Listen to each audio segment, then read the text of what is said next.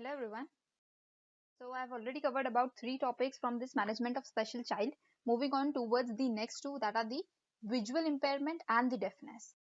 The first is this deafness. Deafness, it is a handicap that is often overlooked. So if the impairment it is severe, the dentist and the child they cannot communicate verbally. So the dentist they must use sight, taste and touch to communicate and allow the child to learn about the dental experiences. So like there are various grading in the hearing loss.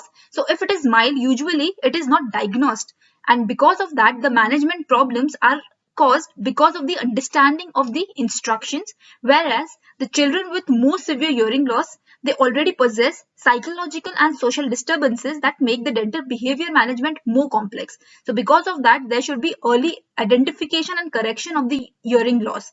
So no abnormal dental findings they are usually associated with hearing. So where there are various classifications which were given for this deafness. So first is which was given by the Bolly and Gardner. So they have described four levels of deafness. So mild hearing loss is there is hard of hearing.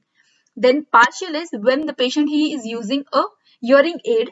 Severe is there is difficulty in learning any language, and profound is the patient he is doing lip reading and there are some manual methods.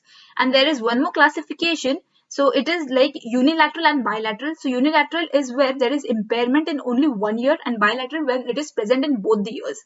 So this is like the etiology of hearing loss. So there are like prenatal, postnatal and perinatal factors. Then there are genetic factors, some diseases and medications which lead to deafness.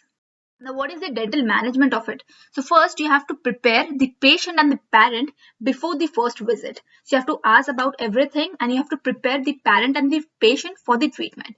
Then let the parent and the patient they determine the initial appointment, like how the patient he desire to communicate, and because of that you're decreasing the child fears. So it is like whether he prefer like communicating in the manner of lip reading or with the help of some sign languages or in the form of writing notes or the combination of this. So this is determined by the parent and the patient. Then look for the ways to improve the communication. So it is useful to learn some basic sign language. So this is the basic sign language. So it is useful that you should learn and you should communicate with the patient in the sign language.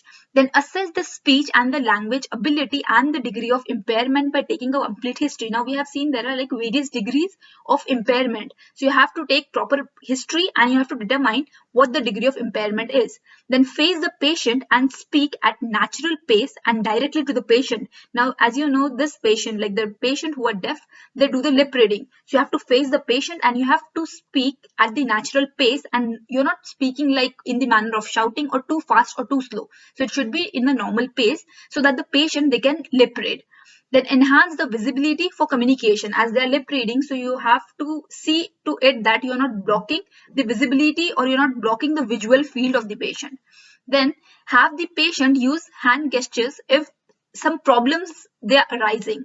So the patient they can use some hand gestures if the patient they are feeling like pain. Then you have to write out and display the information to the patient. Then watch the patient's expression. Make sure the patient they understand what dental equipment is, then what is going to happen and how it will feel. So you have to explain everything to the patient and you are going to watch the patient's expression like always. Then reassure the patient with physical contact. Hold the patient's hand initially. So you're reassuring the patient with physical contact.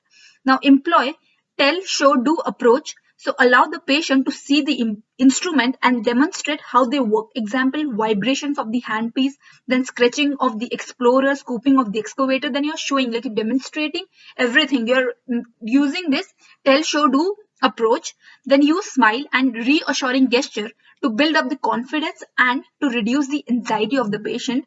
Then you are avoiding blocking the patient's visual field and adjust the hearing aid. So if the patient they are using hearing aids, so you're adjusting it. So if example the patient it has one, while the handpiece is the operation since hearing aids they amplify the sounds. So you're adjusting the hearing aid appropriately. The next is the visual impairment. So a patient or a person is considered to be affected by the blindness if the vision it does not exceed 20 by 200 in better eye with the correcting lens. So if you're using the correcting lens and if the vision it is not exceeding above 20 by 200, or if the vision it is greater than 20 by 200 but it is accompanied by a visual field of no greater than 20 degrees. So this is when the patient he is called as a blind patient. Now, not all visual impairment they carry the same degree of blindness.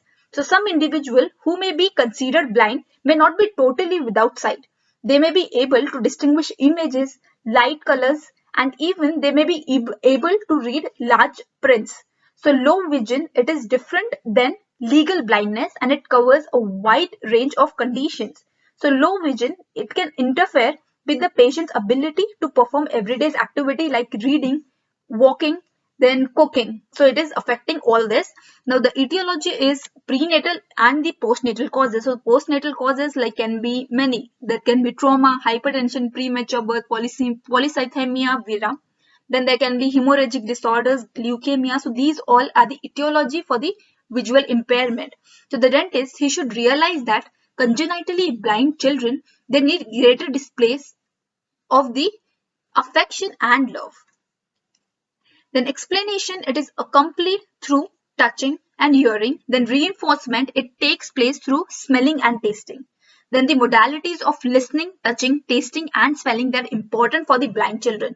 So if the children or if the child he is blind, so in that case listening, touching, tasting and smelling, they are the most important treatment modalities. So the children, they tend to have more accident than the children while acquiring the motor skills. So the dental finding that you'll see in the visual impaired children is trauma to the anterior teeth because they fell more because they cannot see. So because of that, there is more trauma to the anterior teeth. There is gingival inflammation because of the inability to see and to remove or to maintain that proper oral hygiene. Because of that, there are more chances of gingival inflammation. So what are the communication tips with a blind child? So you can use a audio cassette tape or a braille dental pamphlet. So this is a braille dental pamphlet. So you can see over here. So there are like various dot codes which are given for each alphabet. So then what you do is then with this codes you form the complete word and then you form a complete sentence. So this helps in explaining this specific dental procedure, and because of that the chair time it is decreased. So the blind child, he just touches this pamphlet and he try to understand what you're saying. Then you are asking the patient how he or she prefers to communicate. Then keep the conversation as simple as possible. Then indicate when you move from one place to another or you're leaving the room, because the child is blind, he's unable to see like when you are moving from one place to another or when you're leaving the room. So you have to indicate or you have to say the child that you're like moving from one place to another. Now we have seen there are like various degrees. So if the child he is like mild, so if he has blindness that is mild and he can like read, so we have seen earlier that the patient, some patient they can read large words or they can differentiate between colors then lights. So in that case you're using large print material with around 16 to 18 point type size or even larger than this because they can read. Then you're using simple font and you're not using thin italic or some fancy typefaces. Then you're using double space lines. So when you're writing something, so it should be separated from double spaces. Then you're using contrasting words on the paper and you're going to give clear, concise instructions slowly to the patient. So this is the communication tips. Now, what is the dental management? So you're going to determine the degree of the perception of the light. Now you have seen earlier that some patient they're completely blind and some they can like differentiate or like they can differentiate between lights and they can like read some letters if they are written larger. So first you're going to determine the degree of the perception of the light, that is the visual impairment. Example, can the patient tell light from dark? Then establish the rapport, avoid expression of pity or references to the blindness as a affliction. So you're not giving or you're not showing expression of pity. So you're going to create a rapport with the patient. Then you're going to include the patient to the operatory. Then you're going to ask if the patient he desires some assistant or not. Then you're not going to grab, move or stop without the verbal warnings. So you're not going to take anything, you're not going to move and not going to stop any procedure without the verbal warnings. Then describe the office settings. Always give the patient adequate description before performing the dental procedures. So first you're going to describe the complete dental settings and then you're going to describe like whatever procedure you're doing, you're going to describe all the procedures adequately to the patient. Then when making the physical contact, do so reassuringly. Then holding the patient's hand, they often promotes relaxation. Then paint a picture in the mind of the visually impaired child. So you're going to paint a picture like as a visually impaired child, and with that you're going to describe the office setting and the treatment in their manner.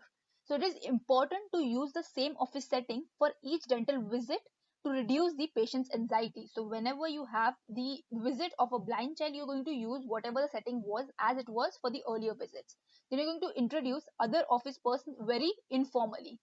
Then allow the patient to ask questions about the course of treatment and you have to answer them. Then avoid cite references rather than tell show do approach. Invite the patient to touch, taste or smell. Then describe in detail the instrument and the object to be placed in the patient's mouth. Then since the strong taste, it may be rejected. Because of that, you're using small quantities of the dental materials who have like strong taste. Then some patient, they may be photophobic. They are like phobic to light. So in that, ask the patient about the light sensitivity and allow them to wear glasses. Then explain the procedure of the oral hygiene and then place the patient hand on your as you slowly guide the toothbrush. Now they cannot see properly, so you're going to explain the procedure of oral hygiene and you're going to place the patient's hand on your and you're going to like show them how you're doing the toothbrushing. Then avoid unexpected loud sounds and keep the distractions minimal. Then limit the dental care to one dentist only. Then maintain a relaxed atmosphere. Remember that the patient, they cannot see that you smile, so you have to like maintain a relaxed atmosphere in your clinic. So this is the dental management for a blind child. That was all about this too, that is the impairment in the visual and the hearing. Thank you so much.